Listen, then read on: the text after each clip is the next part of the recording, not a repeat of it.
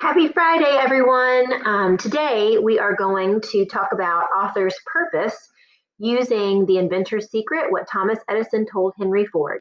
So you should have the author's purpose sheet that the substitute gave to you today, and we're going to work through that sheet together to talk about author's purpose. You just watched a video on author's purpose with informational text, and while this is a story, it does have different purposes. Okay, so in the story, we know that the author is entertaining us in some parts, and we also know that the author is informing us in some parts.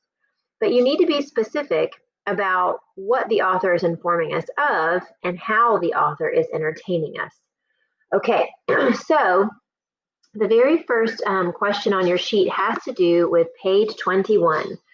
And it's on this page where Thomas is at the very beginning, and it's talking about Thomas and how he's curious about locomotives, and he gets a job as a newsboy selling papers on a train, but the experiment sets a baggage car on fire. And it also talks about how he's curious about electricity and how the invisible energy flows and stops and sizzles and pops. And this is where we learned that he used to tie wires to his cat's tails and rub their fur just to see sparks fly. So the first question on your worksheet says, what words and actions in this part of the story show that the author wants to entertain readers? Well, if I look at that, I'm probably going to be entertained by the language because it rhymes, flowed and stopped, sizzled and popped. And then there's something in here that makes me laugh, or at least go, and it's when it says he tied wires to his cat's tails and rubbed their fur and sparks flew.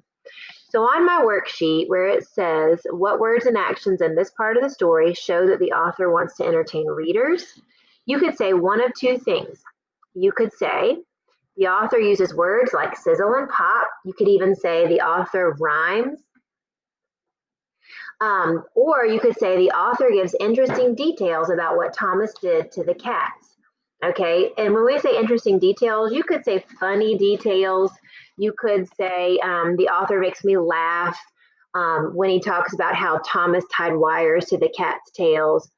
So anything like that is fine. These are just examples. So go ahead and pause this video and you write down how this section entertains you as a reader. You're more than welcome to copy down my answers, but if it makes more sense to you to say that the author makes me laugh by telling what Thomas did to the cats, then that's totally fine too. You're at least justifying it using details from the text. Okay, next, we're gonna look at page 33, I think, let me see. The 22, I'm sorry, we're looking at page 22. So this talks about Henry, and it says that, Henry was born 16 years after Thomas. He got in a heap of trouble too. He was doing experiments instead of his chores. It says that he was curious about engines. And here we see that descriptive language, that onomatopoeia, chugged and purred, hiccuped and whirred, rhyming words again. He built a steam engine from a 10-gallon can, 10 blades, and a pipe, but it exploded and set the school fence on fire. So in that sentence, again, we have some humor that the author's putting in, or at least it entertains you by surprising you, right? So again, we could use those rhyming words and give specific examples because those are entertaining. And we could also talk about how the author gets a reaction out of us. So it made me laugh when I realized that, Henry exploded the school fence and he set it on fire, or he exploded the 10-gallon can and it set the school fence on fire. You could say that the author shocked me when I found out that he set the school fence on fire. Either way, it's entertaining. It's keeping you engaged in what you're reading.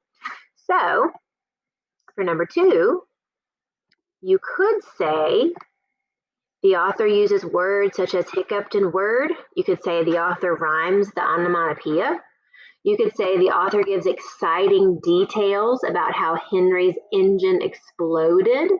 You could say the author made me laugh, or the author shocked me when I found out about Henry's engine exploding. But all of those things are there to entertain you. So that's what I want you to understand. And I also want you to understand that when you're answering the question, what is the author's purpose?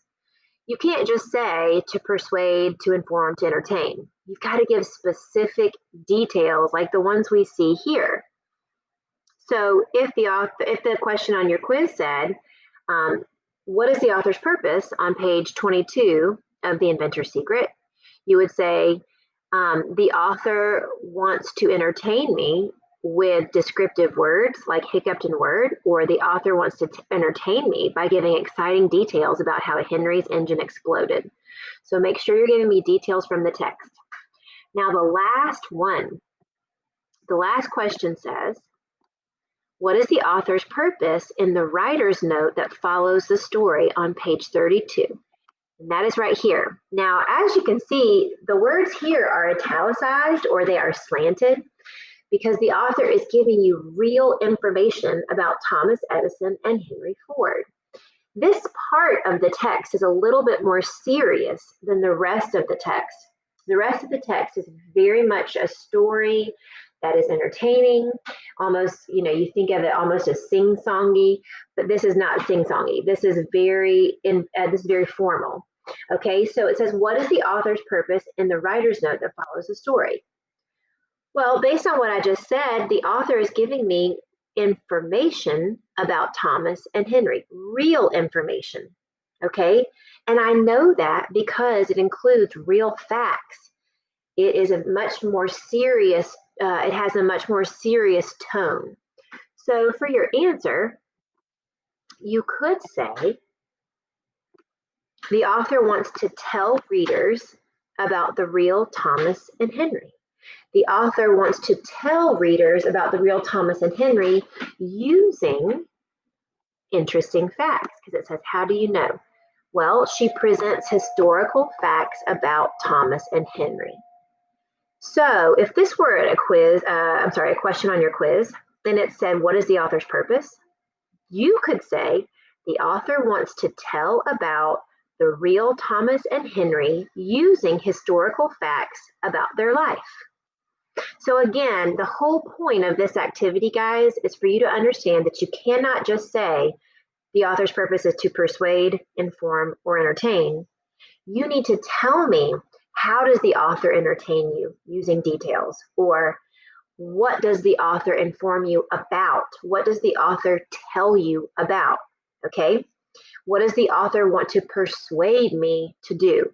So just keep that in mind when you're looking at your quiz next Wednesday and you look at your answer choices, okay? And by the way, I've decided to move your quiz to next Wednesday and Thursday to give us a little more time to work through these together, because I noticed some of you aren't, you're not finishing the videos each day. But that's it for our author's purpose lesson. And I want you to move on to the next step.